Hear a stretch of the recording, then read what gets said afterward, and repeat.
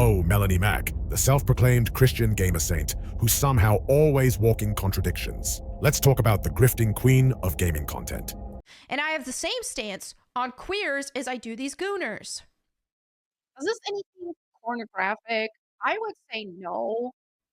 Yes, what you're doing is shameful. Yes, I think this stuff is shameful and I don't want it in my entertainment because it's shameful and it's hurting society. On one hand, Melanie rails against sexualized content in games and gooner material, claiming it's damaging for gamers. But then, in the same breath, she cosplays as sexy, lustful characters, feeding into the very thing she condemns. Is it hypocrisy or just plain opportunism? She blames gamers for liking hot female characters in games, while openly participating in the same lustful activities she supposedly abhors. And let's not forget her stance on the LGBTQ+ community. Melanie plays both sides, condemning gay propaganda publicly while making calculated statements to keep just enough of her fan base on her side. It's like she's trying to be a champion for traditional values while secretly embracing the chaos of modern gaming culture. Let's briefly talk about Christianity for a moment. Christianity encompasses a wide range of beliefs and interpretations of Scripture. Certain passages in the Bible, such as Leviticus 18:22 and Romans 1:26-27, are often cited by traditionalists as prohibiting homosexual relationships. For example, Leviticus 18:22, NIV, "Do not have sexual relations with a man as one does with a woman. That is detestable." Romans 1:26-27, NIV, "Because of this, God gave them over to shameful lusts. Even their women exchanged natural sexual relations for unnatural ones. In the same way, the men also abandoned natural relations with women and were inflamed with lust for one another." If Melanie Mac, as a self-identified Christian, supports LGBTQ+ representation in gaming, it could reflect her personal belief in promoting inclusivity, respect, and love for all people, regardless of their background. It's not uncommon for Christians today to navigate tensions between traditional scriptural interpretations and modern values of diversity and inclusion. While critics may view this as inconsistent, others might see it as a progressive and compassionate application of faith in a contemporary context. Overall, being tolerant of homosexual behavior is a sign of corruption.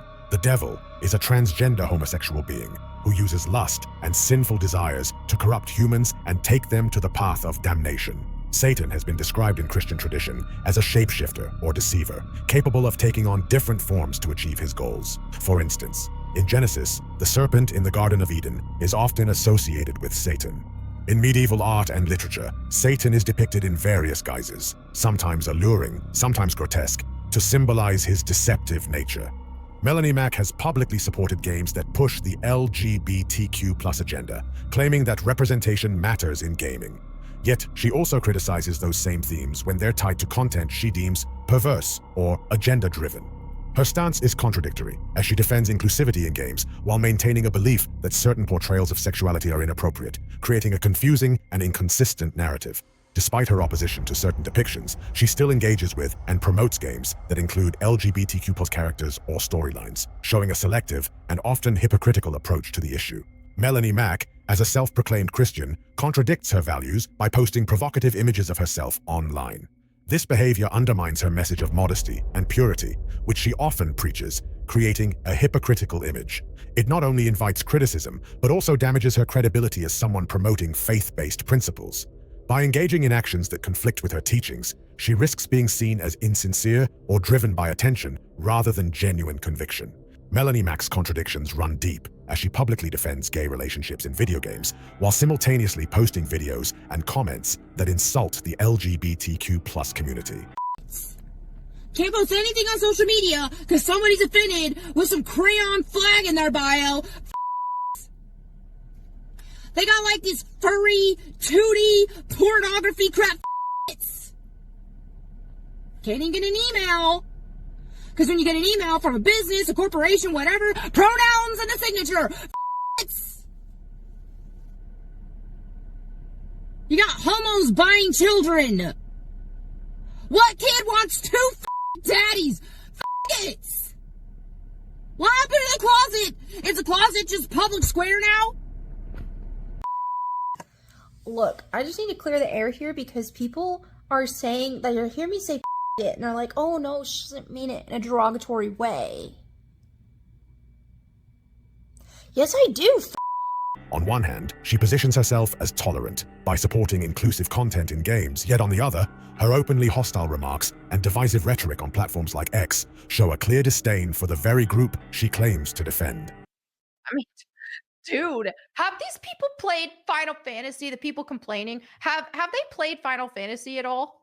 It's disgusting and it's perverted. No, I don't want it. Because this, especially like some of the, I mean, Final Fantasy, we've seen outfits like this and even more revealing. It's art.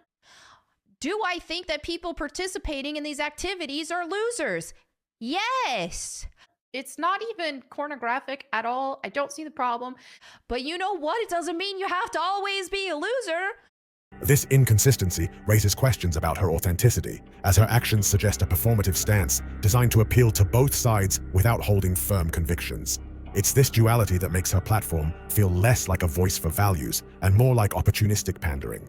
Melanie Mac publicly opposes sexual imagery and lustful content, often criticizing its presence in media and gaming. However, her stance has sparked controversy due to perceived contradictions in her behavior and messaging. Melanie Mac claims to oppose sexual imagery and promotes herself as a devout Christian, but her actions tell a different story.